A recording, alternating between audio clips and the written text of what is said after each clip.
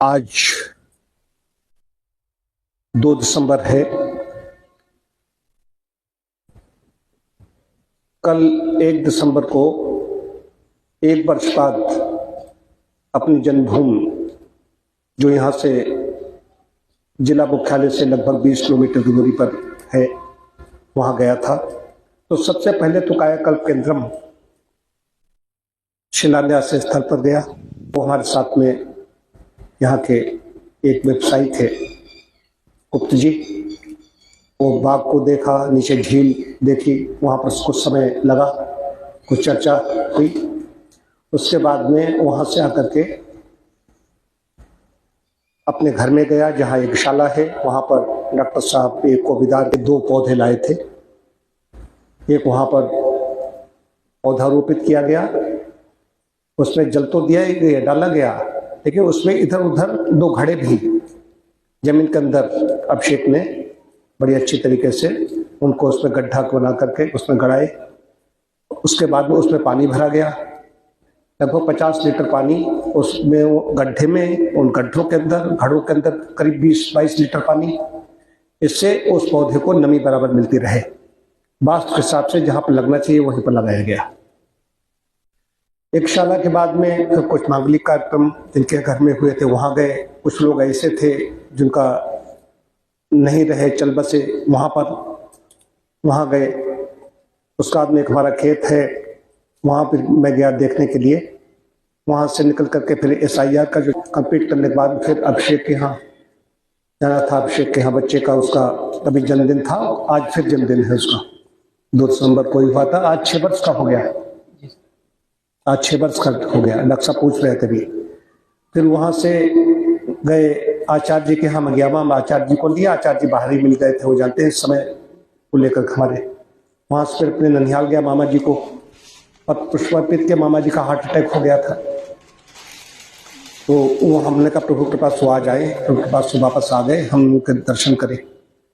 वहाँ उनको मिल करके वहाँ से फिर मैं जंग बहादुरगंज वापस फिर आया। जंग बहादुर होकर के गया था, वहाँ पर आया, 2 परिवार वहाँ पर मिलना था, वहाँ मिला।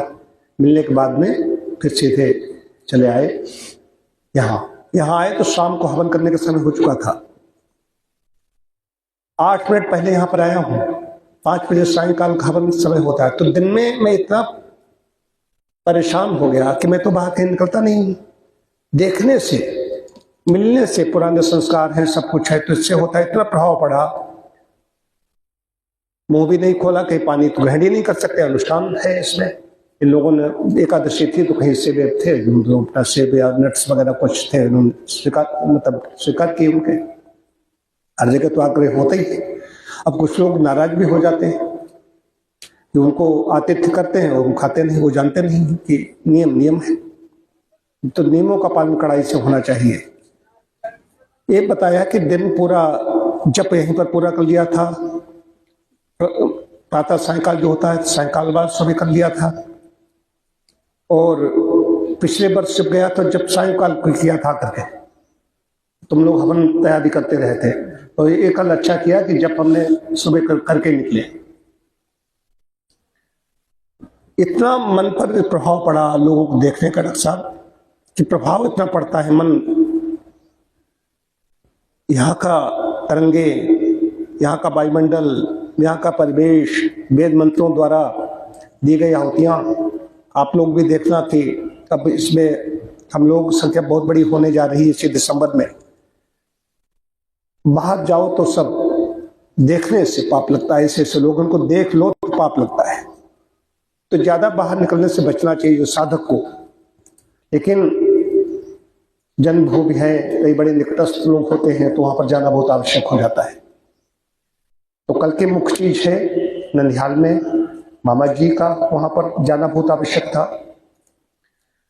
वहां पर अपने घर में गए तो इतना अच्छा पौधा, ये बड़ा पौधा लग जाना ही बहुत अच्छा होता है। हमने पौधा देखा ही नहीं था अभी।